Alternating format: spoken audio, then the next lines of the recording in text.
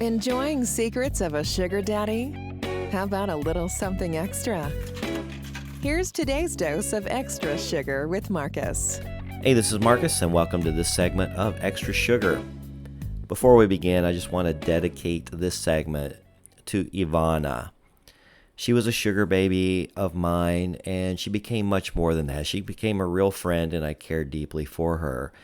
Even though we were never serious or exclusive, we did go out quite a bit, and I just found out that she had passed away at the age of 29. Now, the family has kept the obituary private, and there's just not much information. So I'm assuming it was self-inflicted because Ivana did have a lot of mental challenges, and she tried to overcome those, and I helped her with a lot of those, but in the end, it just didn't work out for her, and I hope the pain is gone. But today I want to talk about some of the things that go through our mind while sugar dating. So I pulled up this thread in the Reddit forum, and I thought I would go over it a little bit. It says, "This lifestyle made me humble myself."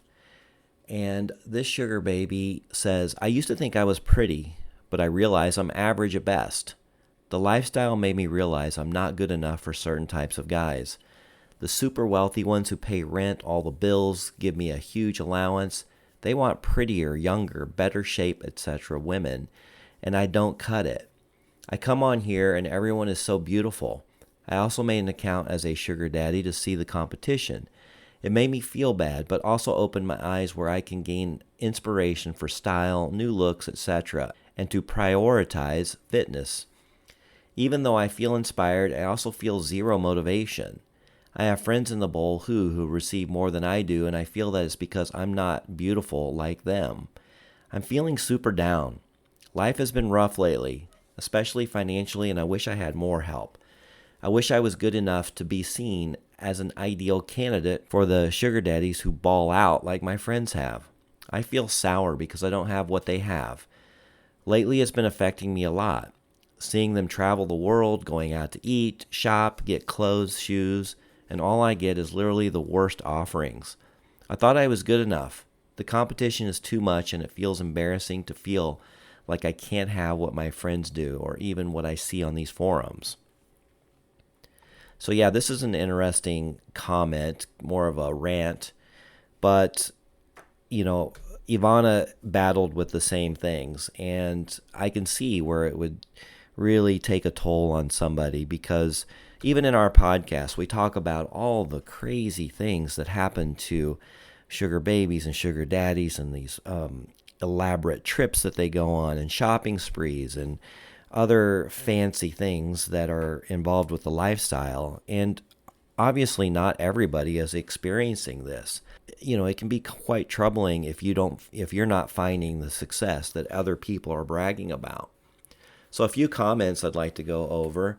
This one's from a sugar baby, and it says, "Look, there's always someone younger and hotter. I dance and do some modeling work, and some of the world's most gorgeous women who I do shoots with are envious of other girls. People want what they don't have. The girl with beautiful hair wants larger, curvier hips, and the one with blue eyes and blonde hair wants long, glossy, dark hair down to her waist. Pin straight hair wants to be curly, etc., etc. Accentuate your own assets and find your real self. Don't let anyone else dim your shine. Recognize your own strengths, what makes you unique, and play up versus coveting what others have. I think you should take a break from sugaring, get a job, even a crappy one, and earn your own money and start to feel better about yourself." I think that's a pretty darn good comment. Here's another one. "Comparison is the thief of joy." Theodore Roosevelt said that. And if you want to think about that again, comparison is the thief of joy. And we all do that. So don't get so wrapped up in the comparison to what other people have. Another sugar baby comments, "I get this. It ebbs and flows for me. I always think, what could happen if I was more skinny, more curvy, etc. I see friends who are flourishing, and I can't help but feel discouraged. It hits harder when I'm stuck studying for a test, when more attractive women can get everything in their life by being gorgeous. You didn't ask for advice, so I won't give it. you're definitely not alone. Sugar Daddy goes to comment, I think you should focus on fixing your feelings of inadequacy first. Reading your post, history paints quite the picture. You're jealous of your sugar baby friends, your sugar daddies, and unhappy with yourself. If you can't love you, how can anyone else? But then somebody commented, I really hate that quote when people say that if you don't love yourself, someone else can't love you. Everyone is deserving of love even when they don't love themselves. That's when they need it the most. I don't hate myself. I hate how I look and I feel, and that's why I can't get the right arrangement. I'm seeking even the type guys I want in my normal life. It's been really hard. Another great comment is, attraction happens in so many forms. I just got back from a run on our community path. It's always amazing to me all the couples I see on the path coming in different variations of shapes and forms. My most favorite sugar baby is not someone I would say is attractive if I look at pictures of her. She reached out to me on SA and was so intriguing in our text exchanges, I told her, I'm not really interested in finding a sugar baby right now, but I would still love to meet you and take you to dinner because you're so interesting. As we walked away from what was an amazing dinner, she grabbed me and leaned in to kiss me. In that moment, my attraction to her changed, and within a month, there is no one whose body I worshipped more than hers. Still today, I look at pictures of her and say, nah, but if she's next to me, I can't keep my hands off of her. In my own journey, would just echo what others have said. It's really important to learn to accept yourself for who you are and be okay with you. If you can't do that, it's really hard to be capable of accepting the love of someone else. Another comment, not everyone can be a pro basketball player. Not everyone can be a theoretical physicist. Not everyone can sleep with supermodels or be the top choice of those who have many, many choices. Don't beat yourself up. Work on the things you can change. Set your sights on relationships that are attainable.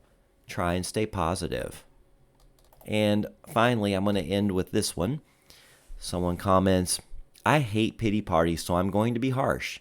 It sounds to me like you're sugaring out of desperation and you're bitter that you're not making the kind of money only 1% of sugar babies make. This isn't a good look, and no one would want to be around someone who's envious of others. You may think you fake it well, but any confident person would smell it a mile away. I personally don't hang out with insecure and bitter people because I have better things to do than comfort someone who refuses to work on themselves. Stop obsessing about your looks or what other people have. Take a break from sugaring or any kind of dating to get another job. But most importantly, work on your confidence. Here's my book recommendation, The Subtle Art of Not Giving a Fuck by Mark Manson. All right, I know this took a little bit of a different turn, but I think it's something that we all encounter because we see and hear about all these crazy sugaring situations. And if it's not happening to you, you start wondering, why am I not good enough? But you are good enough, but you do also need to work on yourself, work on your fitness, work on your mental health. There's all kinds of resources. I've talked about this all the time, but YouTube actually is one of my all-time favorite resources because you can type in anything that you're feeling and many videos will pop up with psychotherapists, relationship coaches, and other great people giving advice that you can use to help yourself become a better person and obtain everything that you want. All right, I hope you enjoyed today's Extra Sugar. I sure enjoyed bringing it to you. And again, I wanted to dedicate this episode to Ivana. You left us way too soon. Okay, catch a full episode of Secrets of a Sugar Daddy every Tuesday. We got a lot of great episodes coming up, and we'll talk to you soon. Thanks, bye. We hope you enjoyed your Extra Sugar with Marcus. As always, visit our website, secretsofasugardaddy.com, to comment or tell us your story.